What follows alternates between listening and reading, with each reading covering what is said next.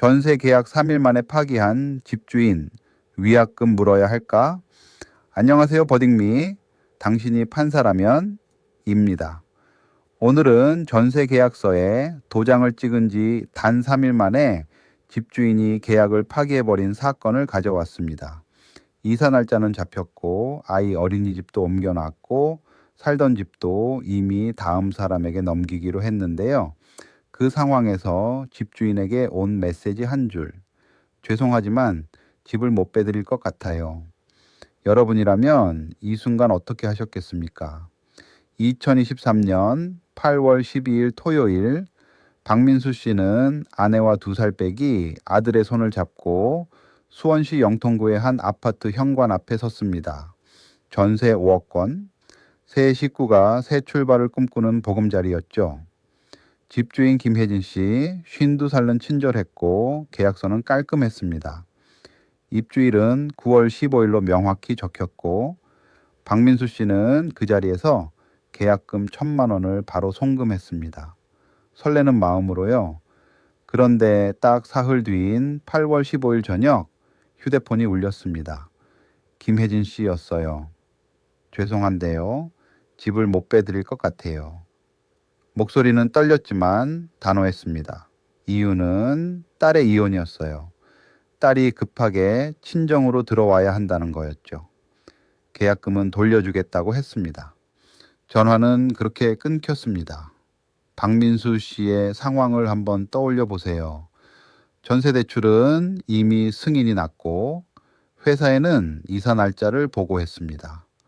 아이 어린이집은 9월 1일자로 전학 신청까지 마친 상태였어요. 그리고 지금 살던 집은 8월 31일까지 비워줘야 했습니다. 다음 세입자에게 이미 넘기기로 확정된 상태였거든요. 2주 남짓한 시간 안에 영통구에서 5억짜리 전세를 새로 구한다는 건 현실적으로 불가능에 가까웠습니다. 다음 날 아침 박민수 씨는 김혜진 씨 집으로 찾아갔지만 문은 열리지 않았고 전화도 받지 않았습니다. 오후에 답장이 왔습니다. 미안하지만 안 됩니다. 계약금 돌려드리겠습니다. 계좌번호 알려주세요. 손이 떨렸을 박민수 씨의 마음이 느껴지시나요? 결국 그는 법무법인 상담실을 찾았고 8월 20일에 내용 증명을 발송했습니다. 계약 이행을 촉구하며 불이행 시 계약금의 2배인 2천만 원을 위약금으로 청구하겠다는 내용이었습니다. 그리고 9월 5일 소장을 제출했습니다. 그 사이 박민수 씨 가족은 처가집에 얹혀 살았습니다. 2살짜리 아들은 낯선 환경에 밤마다 울었고 아내는 말수가 줄었습니다. 화장실 거울 앞에 박민수 씨 눈이 충혈되어 있었습니다. 자, 이 사건의 핵심은 바로 이겁니다. 집주인이 개인적인 사정을 이유로 계약을 일방적으로 파기했을 때 과연 위약금을 내야 하느냐는 문제입니다. 우리가 부동산 계약서를 쓸 때 계약금의 배액 배상이라는 문구를 본 적 있으시죠? 쉽게 말하면 집주인이 계약을 깨면 계약금의 2배를 세입자에게 돌려줘야 한다는 겁니다. 그런데 여기서 김혜진 씨 측은 딸의 이혼이라는 예측 불가능한 상황이 생겼다고 주장했습니다. 이 주장이 법적으로 통할 수 있을까요? 우리 일상에서 맺는 수많은 계약의 효력이 바로 이 판단에 달려 있습니다. 먼저 박민수 씨 입장에서 들어보겠습니다. 계약금까지 받아놓고 3일 만에 파기하다니 상식적으로 납득이 안 되죠. 더 중요한 건 김혜진 씨가 계약을 맺은 8월 12일보다 이틀 앞선 8월 10일에 이미 딸의 이혼 판결이 확정됐다는 겁니다. 즉, 계약할 때 이미 알고 있었다는 거예요. 그러면서도 아무 말 없이 계약금을 받았다는 건 상대방을 기만한 것과 다름없다는 주장이죠. 게다가 박민수 씨 가족은 이미 이사 준비를 실질적으로 완료한 상태였습니다. 단순히 기대가 무너진 게 아니라 살던 집까지 잃게 된 상황이에요. 반면 김혜진 씨 입장도 한번 들어볼게요. 이혼 판결이 났다고 해서 딸이 바로 그날 집으로 들어온다는 게 확정된 건 아니었다는 겁니다. 실제로 딸이 친정으로 들어오기로 확정한 건 8월 14일이었다고 주장했어요. 이혼 판결과 실제 이사 사이에는 시차가 있을 수 있다는 거죠. 또 손주를 데리고 갈 곳 없이 돌아온 딸의 긴급한 주거 문제는 사람으로서 외면하기 어려운 사정이라고 했습니다.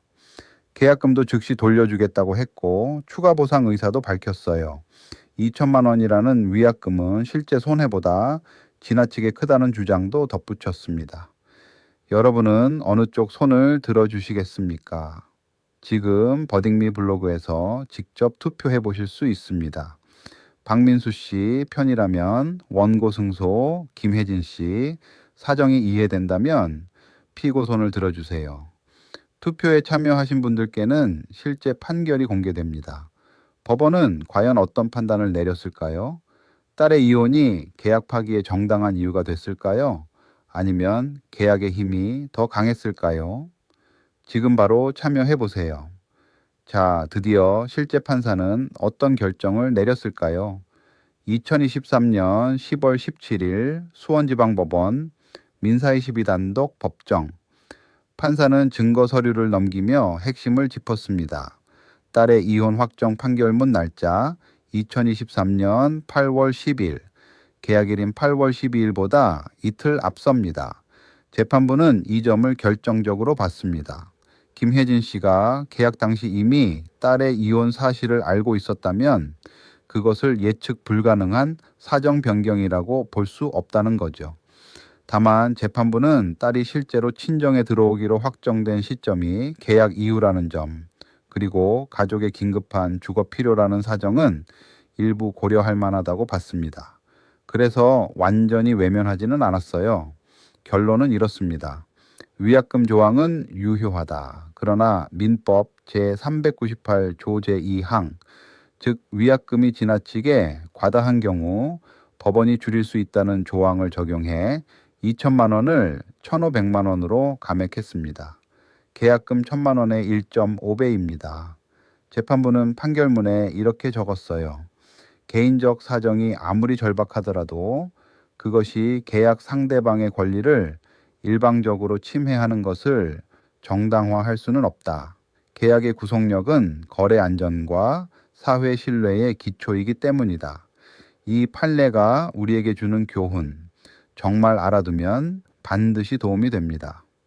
첫째, 부동산 계약서를 쓸 때 위약금 조항을 반드시 확인하세요. 계약금에 배액 배상이라는 문구가 있다면 집주인이 계약을 깰 경우 계약금의 2배를 받을 수 있는 권리가 생깁니다. 둘째, 계약 후에는 대출 승인서, 전학 확인서, 기존 진명도 확인 등 이행 준비 증거를 꼼꼼히 챙겨두세요. 실제 손해를 입증하는 자료가 법정에서 큰 힘이 됩니다. 셋째, 상대방이 계약을 파기하겠다고 하면 즉시 내용 증명을 보내세요. 법적 절차의 시작이자 상대방에게 심리적 압박을 주는 수단이기도 합니다. 그리고 넷째, 계약 전에 상대방의 특이한 상황이 있다면 반드시 미리 물어보는 습관을 들이세요. 이번 사건처럼 계약 직전에 중요한 사정을 숨기면 법적 불이익으로 돌아올 수 있습니다. 당신이라면 어떤 판결을 내리셨을까요? 1,500만 원이 적당하다고 보셨나요? 아니면 2천만 원을 전액 인정해 줬어야 한다고 생각하시나요? 버딩미는 여러분의 판단이 모여서 만들어지는 팟캐스트입니다. 오늘 에피소드가 유익하셨다면 구독과 공유로 주변에도 알려주세요. 다음 판례에서 만나요.